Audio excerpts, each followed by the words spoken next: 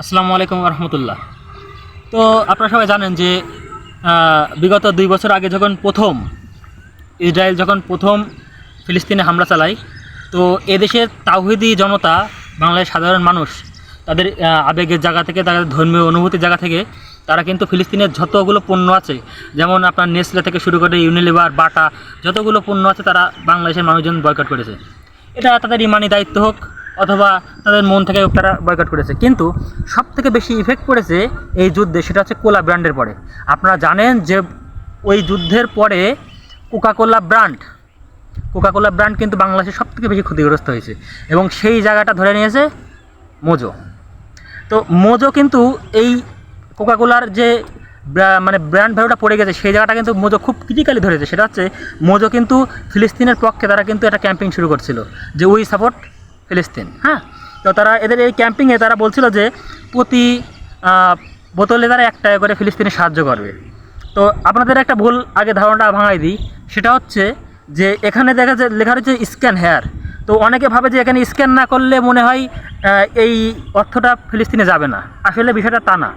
বিষয়টা হচ্ছে যে যদি ফ্যাক্টরি থেকে বা যেখানে মোজো তৈরি হয় ওই ফ্যাক্টরি থেকে যদি একটা বোতল বের হয়ে যায়, ওই একটা বোতলের জন্যই কোম্পানি 1 টাকা করে ফিলিস্তিনি দেবে।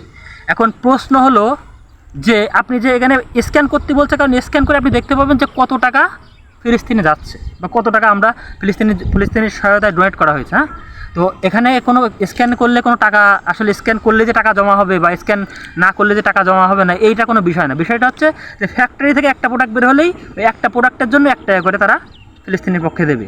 এখন বিষয়টা হচ্ছে যে ফিলিস্তিনি কি আদৌ টাকা যাচ্ছে কি না, ফিলিস্তিনি কি আদৌ টাকা যাচ্ছে?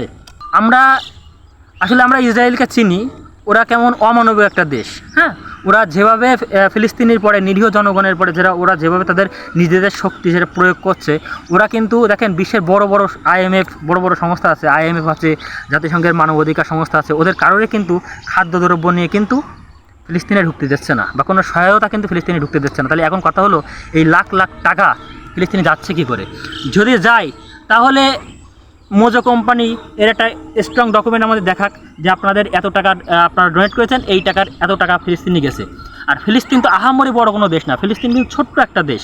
তাহলে আমার কথা হলো যে এই যে 2টা বছরে কি কম মোজো কি মানুষ, এই বাংলাদেশের মানুষ, যে আমিও একটা সাধারণ মানুষ, আমিও কিন্তু মোজো কিনে খাইছি, কারণ আমি জানি যদি মোজো আমি একটা কিনে খাই তার বদলে 1 টাকা আমার ফিলিস্তিনির ভাইদের জন্য কিন্তু সাহায্য পাঠানো হবে। কিন্তু এই যে 2টা বছরে যে কোটি কোটি টাকা যে তারা কালেকশন করলে, এই টাকা কীভাবে গেল? আর যদি যায় তাহলে আমরা দেখি ফিলিস্তিনের মানুষ না খেয়ে থাকে, তারা ঘাস লতা পাতা খেয়ে থাকে।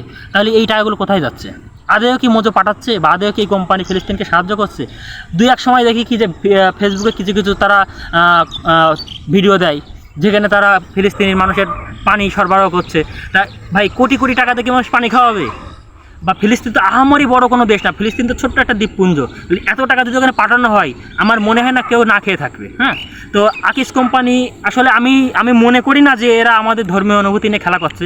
আমার মনে হয় এরা এই টাকাটা ফিলিস্তিনি পাঠাচ্ছে। আর যদি পাঠায় তো আলহামদুলিল্লাহ, আমরা সেটা বিশ্বাস করি বা আমরা আমাদের মনে প্রাণে চাই যে ওরা পাঠাক। কিন্তু যদি ওরা না পাঠায় তাহলেই কোকাকোলাকে যেমন এই দেশের মানুষ বয়কট করেছে, মোজোরে কিন্তু তার থেকে ভয়ঙ্করভাবে বয়কট করবে।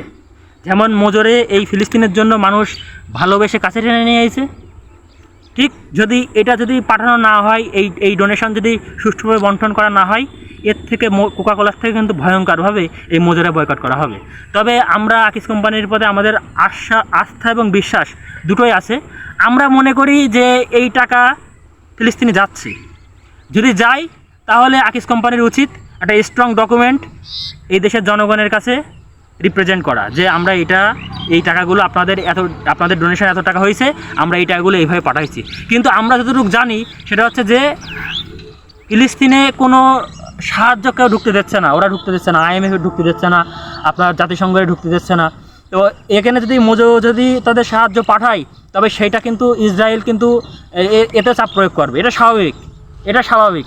তাহলে আমার কথা হলো এই টাকা যাচ্ছে কোথায়?